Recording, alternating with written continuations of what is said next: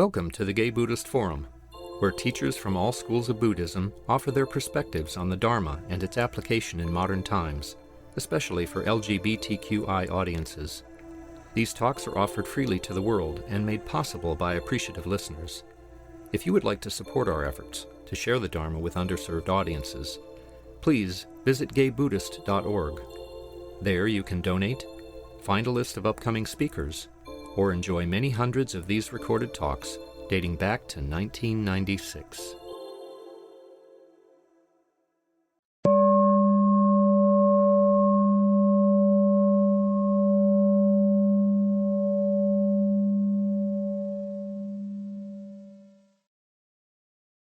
Okay, welcome back to the Gay Buddhist Fellowship, September 24th, 2023. Our custom is to go around and to say our names. So, my name is Cass. Alex. Luis. My name is Henry. Christian. Ian. Sherry. Stephen. I'm Greg. Matthew. I'm George. Jerry. Jerry. Hi, and welcome everybody online. Thanks for joining us today. Our speaker today is Tetsugan Tom Baker. He is a Soto Zen priest in the lineage of Shinryu Suzuki Roshi. He was ordained by Shinki Mark Lancaster at Dragon's Leap Temple in 2017. He practices at the marketplace priest tradition. Long active in the meditation and recovery group, he was a founder of the offshoot Monthly Zen Men in 2015. Tom works in the geriatrics division at UCSF and specializes in palliative care and end-of-life issues. He married his husband Gary Dexter in November 2012. I appreciate for any mispronunciations, Tom, and now turn it over to you. Thank you, Cass, and thank you to the Gay Buddhist Fellowship for asking me to speak. I feel very honored. I've been there a number of times, and to one of the retreats at Vajrayana, and I've always really had an affinity for this group. So this is a treat for me. I'd like to start by reading a koan from Hone Yamada Roshi.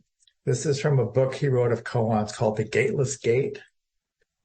And the koan I'm going to read is called Ordinary Mind is the Way. And the case says, Joshu earnestly asked Nansen, what is the way? Nansen answered, the ordinary mind is the way. Joshu asked, should I direct myself towards it or not?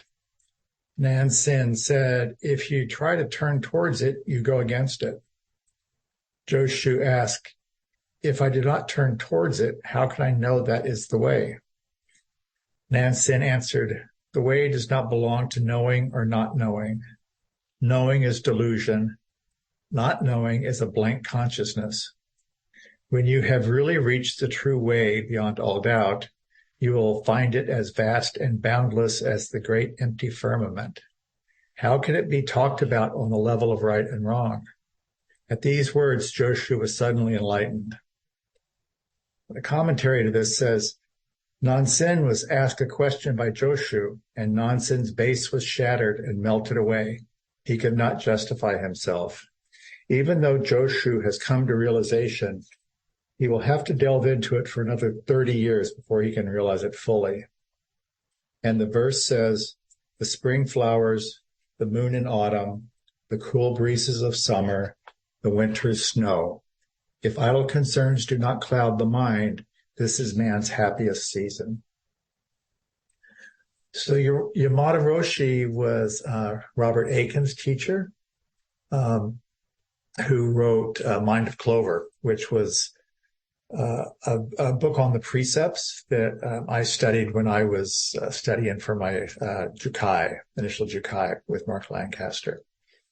And as he talks about in this koan, he talks about the ordinary mind, and that's kind of what I want to talk about tonight, is this idea of the ordinary and the sacred, the everyday mundane and the sacred, and sort of in a framework of another Yamada Roshi quote, which says that great faith, great doubt, and great determination. These are the three conditions of Zen practice: great faith, great doubt, and great determination. One of the things that I've always liked about the Gay Buddhist Fellowship is that there are many different traditions represented here. And it brings to mind the saying that I've always heard of, there are many rivers to one ocean. And I think all of our different practices together all flow to the same place. And this it was really highlighted for me recently. I had the privilege to go to the Bhakti Fest in Joshua Tree last week. It's kind of a sacred music festival. There's yoga and dancing and a lot of chanting the names of God. And I was really moved by this kind of dual sensation there. In the one hand, it felt very sacred. And at the same time, it was incredibly ordinary. I mean, sitting in the dirt and chanting the Hanuman Chalisa, and trying not to get sunburned, at the same time being somewhat transported into this very transcendental experience. And the heart of devotion in the center of that practice is really palpable. And what I could feel there was this desire for transcendence. And that desire for transcendence, I found to be common to most expressions of practice. And it's expressed a little differently in Zen practice. So instead of devotion, I have a practice that's rooted in doubt. At the Bhakti Fest, I kind of felt like a Zen spy in the house of devotional love. And it was really cool. But at the same time, I was aware that this is outside of sort of my wheelhouse in a way that I actually liked. I felt at home in this devotional practice of chanting the names of God. But, the cynical part of me at the same time has a hard time relating to that religious exuberance. I grew up in a very harsh faith, fundamentalist Christianity in the South. And there was no exuberance and there was no place for me in that religion either. I got into Zen through the door of recovery. That was sort of my Dharma gate. Through 12-step recovery, when I got sober from drugs and alcohol about almost 19 years ago, 12-step, they talk about God, and basically that you need to find a higher power, if you will. And I found that faith that I grew up in didn't work for me. And someone suggested I go to the Zen Center at the meditation and recovery group. And I did and started to get there. And there I found a place a spirituality that I could be at home in. The good piece that I got from that upbringing, that harsh as it was this idea that, we prayed every night, and that I got the idea that spirituality was important and that it's something you did every day. So I can appreciate that while at the same time, sort of leaving the rest of it behind. For Zen, it starts for me just sitting alone in silence with yourself. And when you sit for periods of time like we did today, my experience of that is the sensation of time moves very differently. Sometimes I sit for half an hour and it feels like 3 weeks. Other times, particularly like today, when I know that I'm going to talk, it goes very quickly. It seems like it's been 5 minutes, and that to me is one of the definitions of sacred time. It moves differently than our ordinary time, and it's a form of transcendence. Just like the Bhakti Fest, that transcendence is different, and yet it's very similar. And it's kind of interesting also that both Zen and Bhakti have a chanting practice. In Bhakti, it's chanting the names of God, and it's just very ecstatic and it's very devotional. In Zen, the chanting is more to settle the mind, to enter meditation, and at the same time, it's to feel part of this larger group, particularly when you're chanting with people in a temple.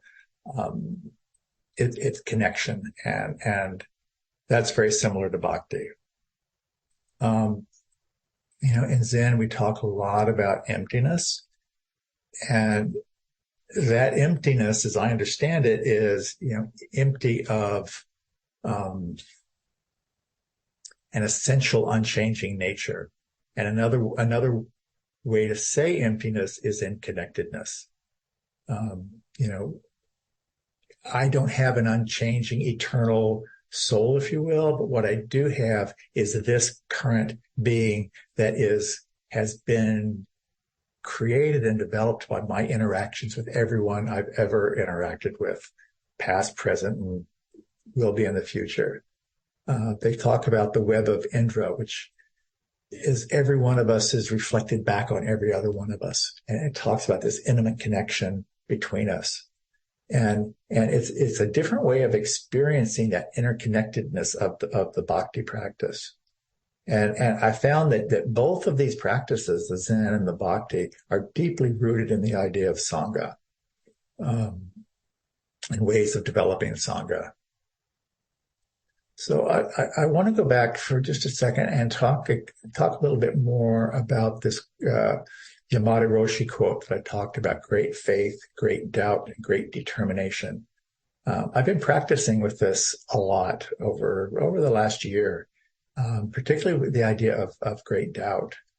And then I'd actually written this talk, and then a couple of days ago read an article by Ken MacLeod in Tricycle magazine, where he said, devotion, whether to a tradition, a practice, a teacher, or an idea, is the fuel for faith. And faith and devotion don't come easily to me. A lot of it is, I'm kind of cynical by nature. Part of it is I have a scientific, I have scientific training in my work, but also, I came from this spiritual tradition that on the one hand talked about love, and on the other hand was deeply fundamentally homophobic.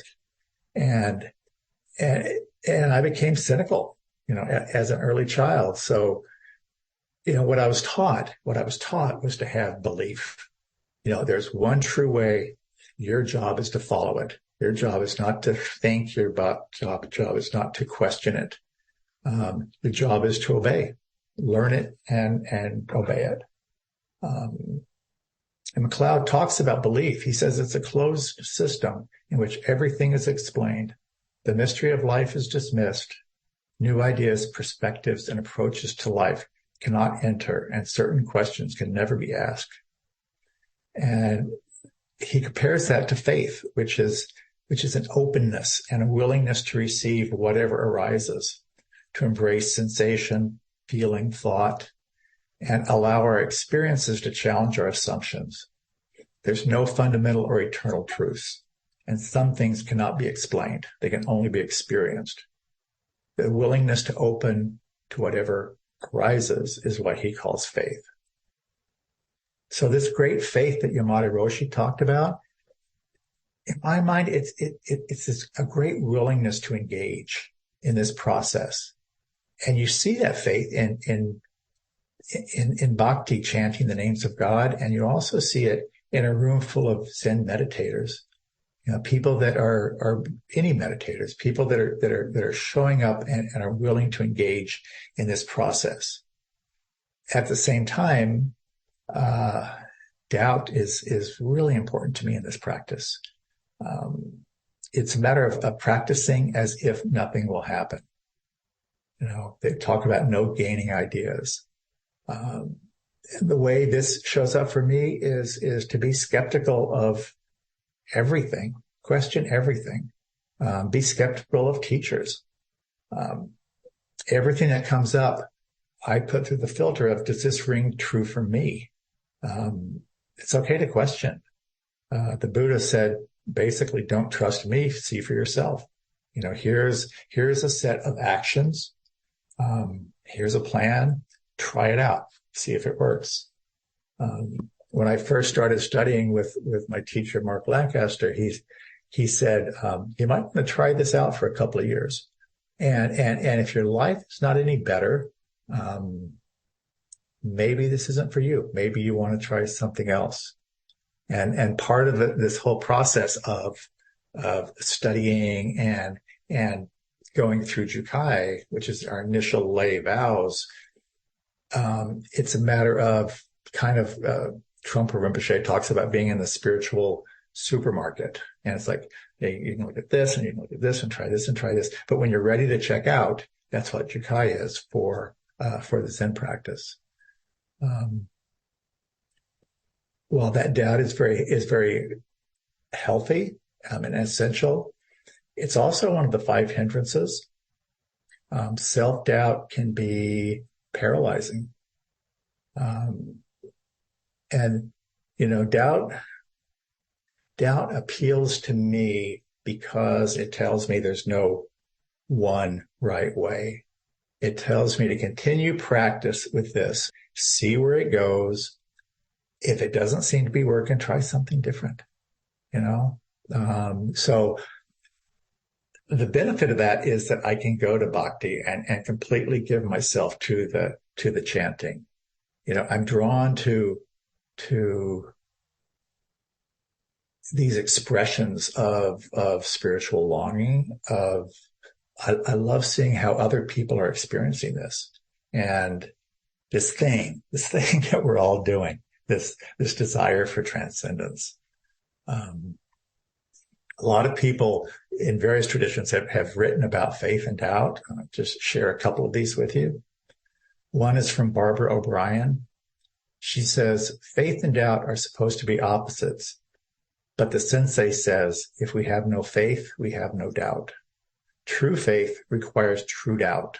Without doubt, faith is not faith. Kierkegaard says that faith without doubt is simple credulity, the will to believe too readily, especially without adequate evidence, and that in doubt can faith begin. And Stephen Batchelor says, the acceptance of such doubt as basic to Buddhist practice qualifies the meaning of faith. Faith is not the equivalent of mere belief. Faith is the condition of ultimate confidence that we have the capacity to follow the path of doubt to its end.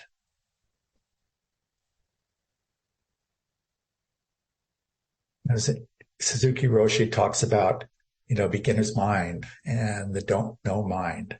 These are minds that are receptive to realization. It's the mind of faith and doubt, where all the possibilities are open.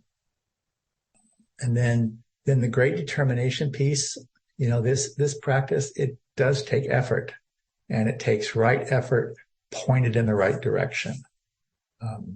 Suzuki Roshi says that the fruits of Buddhist practice are nothing special. He says that enlightenment is ordinary and the ordinary is sacred. He says, if you continue this simple practice every day, you will obtain some wonderful power. Before you attain it, it is something wonderful. But after you attain it, it is nothing special. And he also says, if your practice is good, you might become proud of it. What you do is good, but something more is added to it. The pride is extra. Right effort is to get rid of that something extra. So we're not trying to do anything special. What we're doing is we're finding the sacred in our everyday practice. And for me, practice is about waking up to that sacred nature of the ordinary.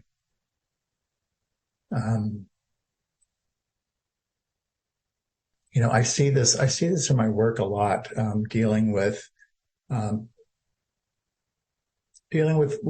my patients and their families and their caregivers who are going through the aging process and going through the dying process, and the way that people show up for that on a day in, day out basis, whether it's giving someone a bath or helping them dress or turning them in bed or emptying a bedpan. I mean, all of these things are incredibly mundane and they're incredibly sacred. And I see that over and over. It's such a gift to me to be allowed to be a part of that process. And the challenge, and something that I forget all the time, is to find that same sacredness in the everydayness of my own aging. I turned 65 this year. I'm now qualified to be one of my patients. And it's kind of amazing, because in my mind, I'm a strong 30, maybe 35 on a bad day. I'm not 65. And yet my body reminds me on a regular basis that I am. And so my challenge is to find that sacredness that I see in this aging process in the people that I work with. So kind of to circle it back around, it's like, why do we need faith? We lack evidence of the transcendent, of the otherness, but we practice anyway. Why do we need doubt? Doubt could lead us to question the need for anything other than what we already have. You already have everything you need. We all do. We don't need to strive for something more than we already have. What we have already is extraordinary, and it's very ordinary, and it's sacred. The question becomes, do we have the paradoxical faith to believe that what we have is extraordinary? And there's a dance between faith and doubt that can serve to return us to who we already are and realize that's enough. We can, we relax into the ordinary, and the ordinary is sacred. So I guess that another question then comes up. If we already have everything we need, if we are complete, why do we practice? And the best answer I can come up with for that is that we don't stay in that realization. The mind takes us here and it takes us there and it takes us back in the other place, and all that moving and shaking and striving leaves us with a sense of lack. And what practice does is it brings us back to that center place of wholeness, which we can't stay in. So we practice to keep coming back to the place. I've been studying the Lotus Sutra with my teacher, and it talks very much about this idea of many rivers, one ocean. The Buddha taught to different people according to their abilities to understand. And I see it here. We're all striving towards the same thing. The devotional practices of Bhakti are one river. Zen practice is another. I believe someone from the Pure Land tradition spoke recently, and that's another river. For me, it doesn't really matter what your practice is. To me, the important question is, does your practice make you a kinder, gentler being? And then kind of to bookend this, I'd like to leave you with another koan, a very brief koan. This one's from Thich Nhat Hanh, and it's from a book called Zen Keys. And the case says, the second ancestral teacher begs Bodhidharma to pacify his mind. Bodhidharma says, show me your mind and I will pacify it for you. The second teacher replies, I have looked and looked, but I can't find it. Bodhidharma answers, your mind has been pacified. Crowned with garlands, and the commentary is crowned with garlands, the 3-year-old child plays the drums. The 80-year-old man plays the balloon. And the verse says, if mind is not mind, who can we ask for advice? Is it possible to become a fetus again? The old monk who thinks he can calm the mind of another is just mocking everyone around him, and he doesn't even know it. So thank you all for listening to me this evening. And I look forward to hearing what your experiences are with faith, doubt, belief, your practice. That's it. Thank you. Thank you so much, Tom. That was really kind of on point for me this week. I was in the hospital with a friend who was dying, and I don't know, faith,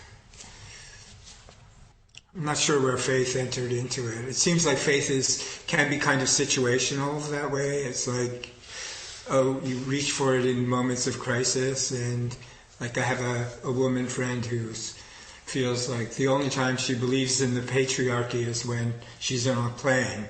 And so I think it's a matter of,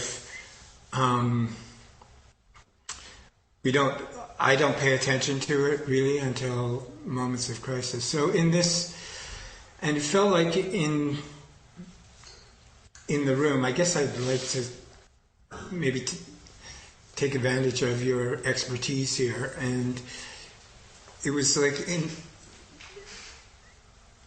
it felt like people were comfortable, more or less, being calm and just, our friend was basically not, kind of lapsed out of consciousness, more or less, for the last couple of days. And I think all of us were kind of trying to be very calm and with him and express love and whatnot. But inside we were all going, and then people who work in the hospital would come in and they would just act like, treat him like another person, like a real person, there was no kid gloves. And it felt like we were, maybe nobody wanted to bring up the subject of him dying and let him bring it up if he could. I'm not sure what we're supposed to do, and like what your advice might be in a situation like that. Like, should people who are visiting introduce the subject of dying to try to get a conversation happening, or just leave it to the person who's passing to bring it up? Yeah. One of the principles that I always refer to in that kind of a situation is that everyone is doing the best they can at all times. And a lot of us, and I've been guilty of this myself, it's that fear of doing the wrong thing has kept me from being there. Or I'll go in, and because I'm uncomfortable, I leave quickly. The fact that you were there, you're doing the right thing. You're absolutely doing the right thing. And whether or not it's the right thing to do, what I have done is I don't initiate that, but I've had patients of mine ask me, am I dying? And I say, yes, you are. Mm-hmm. And then have that conversation, and I let them lead the conversation. And sometimes it's just, okay, I just want to know. And other times I can sense that there's more to be said, and then I might probe a little bit. But I think most people that are dying have an idea that they are. And I don't initiate that conversation myself. Thank you. Yeah.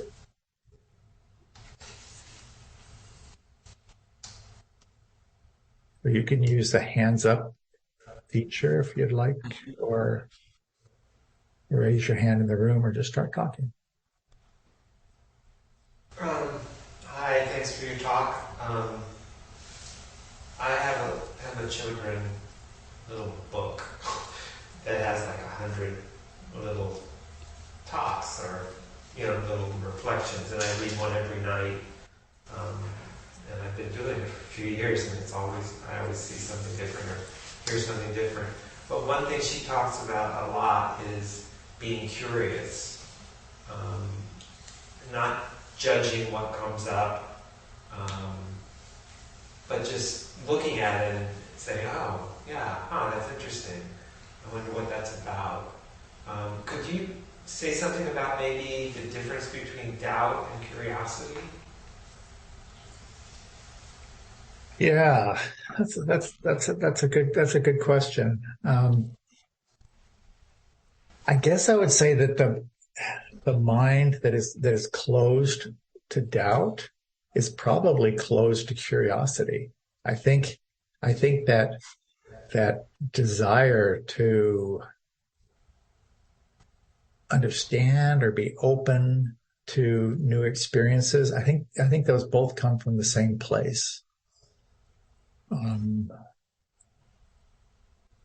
When I'm in a place of doubt, it opens up curiosity. Okay, if I'm questioning this, so what are the other options? What else could it be?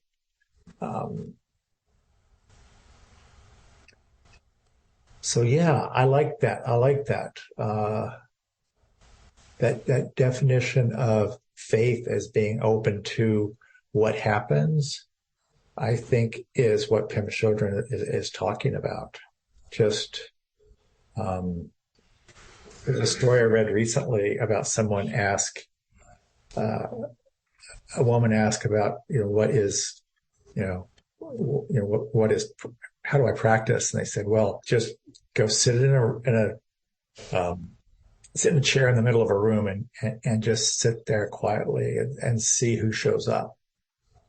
And that to me is faith, because you're open to whoever does show up. And there's a curiosity to there. The postscript to this story is this woman thought he was being literal and came back the next day and complained that I sat there for hours and nobody showed up.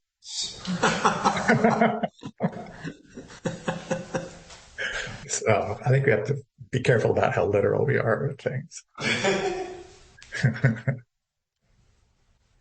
Did I understand correctly when you said that it is like devotion for you is being available to faith?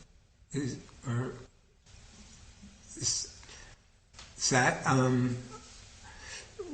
could you just recap what your sense of what where devotion fits in?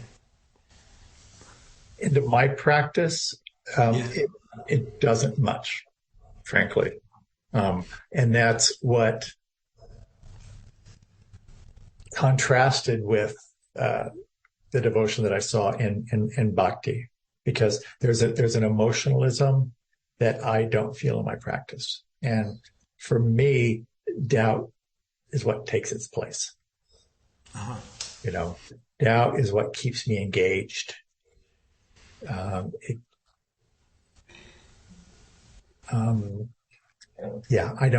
don't see that in my Zen practice, I don't see a lot of it.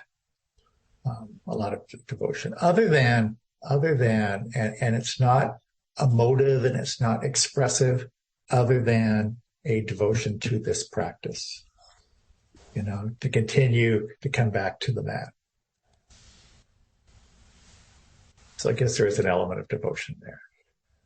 And I do feel a very, very strong affinity, although I don't think, in the sort of, from what I understand of the guru traditions and in the Tibetan tradition, there's this devotion towards one's teacher or one's guru. I don't feel that quite as strongly, and yet my heart connection to my teacher is incredibly strong, incredibly strong. I just don't feel it as emotional as it looks to me from the outside that other people are in other traditions. I changed teachers recently, which was a really, really hard decision for me. That the teacher that ordained me moved to Seattle and kind of did this long distance thing and the Zoom and the phone. And I went up there for a few times. And after a while, I realized that without that FaceTime, the heart time just wasn't there to the degree that I needed it. And so I started working with a new teacher recently. Somebody I've worked with and studied with for years.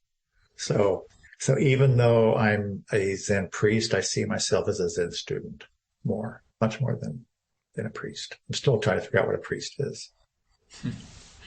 But I am a Zen student. I know that. Great. Tom? Hey, Tom, thanks for a rich talk.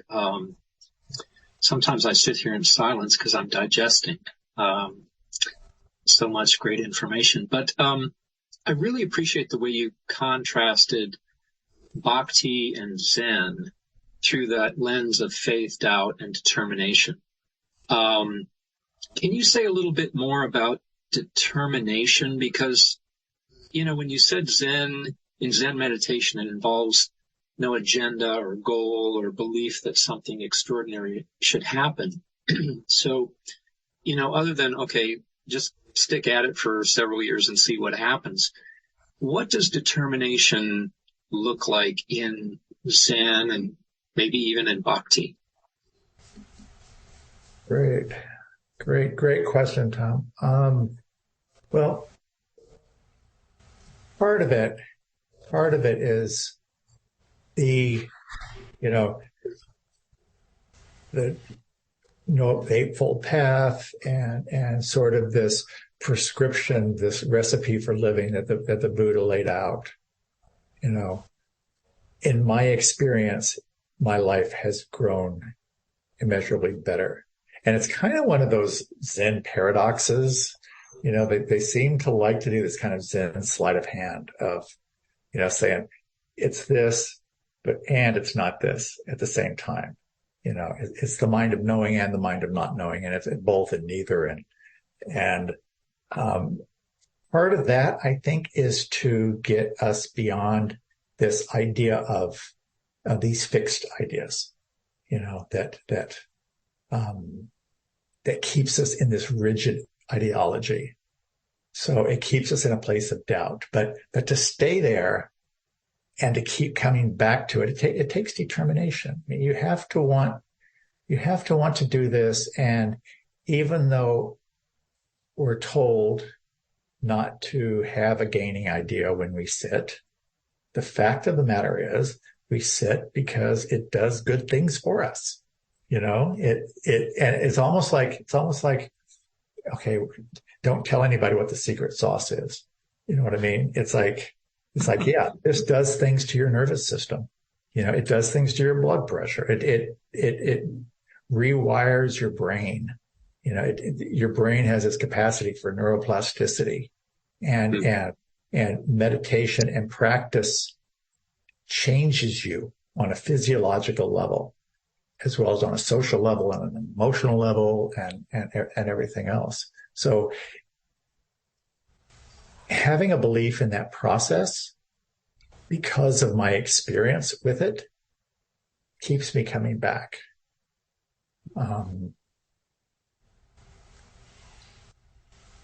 There are a lot of times where I have huge resistance to this practice. There's times that I'm like really happy to sit, particularly if I'm in a place where I'm just like, I need it sometimes. And sometimes I'm dragged kicking and screaming to it, like a toddler that doesn't want to take a bath. I get this resistance. It just doesn't want to do this. And okay, maybe I can't do it today, but I come back to it, because I have faith that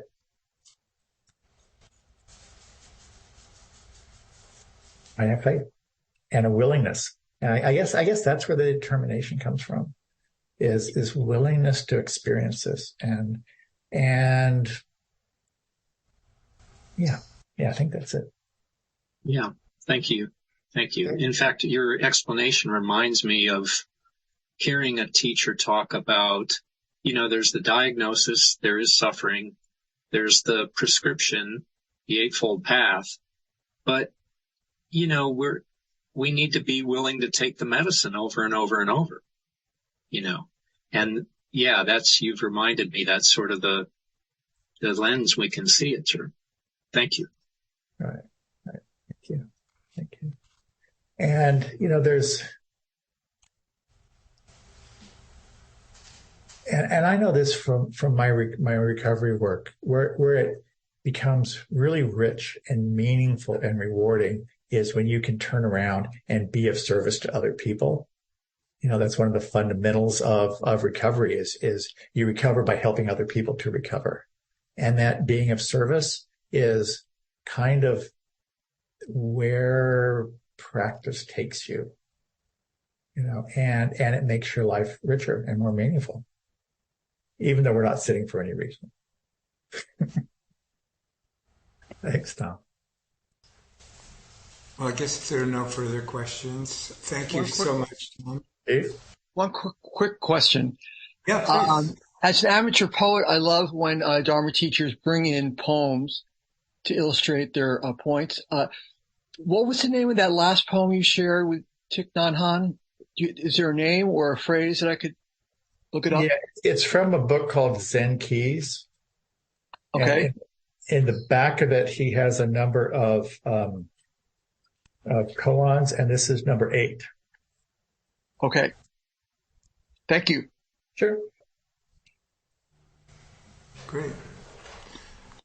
Okay, so thank you, Tom. And Thank you, everybody. we'll have announcements now. Do we have a host today? Yes, I am your host today. Please stay and enjoy the company of the sangha, the refreshments and hot water for tea. If you use a cup, just put it in the sink and I'll take care of it. I'll be going around with a Dana bowl to accept contributions to cover our expenses. Your generosity is appreciated. Donations in the range of $10 to $28 help. These include honorarium for our Dharma speakers, rent for this beautiful center, and our quarterly newsletter, mostly mailed to people in prison. There's a newcomer's sign-up sheet on the credenza. If you wish to be included and receive our Sangha membership directory, please sign up and include contact information you wish to share with the group. And at 12:30, some members go out for lunch and they meet at the front door. And next week, our speaker will be Dhanadasa Chan. Dhanadasa has been practicing with the San Francisco Buddhist Center, this place right here, since 1993 and was ordained in 2011. His current interest is cultivation of metta, universal loving kindness, as a response to the hatred, discrimination, and bigotry in the world. There are also some opportunities for service with this sangha. We could use some people who might be willing to help do setup of Zoom, or who might be willing to host once every couple of months. I guess those are the only announcements. So we'll gather for the dedication of merit.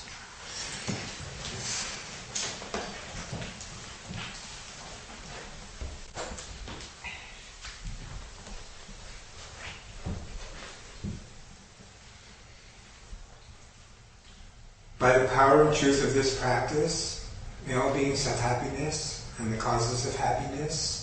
May all be free from sorrow and the causes of sorrow. May all never be separated from the sacred happiness which is without sorrow. And may all live in equanimity without too much attachment or too much aversion, believing in the equality of all that lives. Thank you, everyone.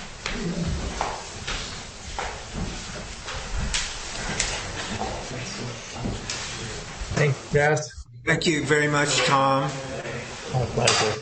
Really wonderful talking. It was really, I appreciate what you had to say about being with people who are passing, who are dying. Thank you. It was helpful. It's sacred work. Just sacred.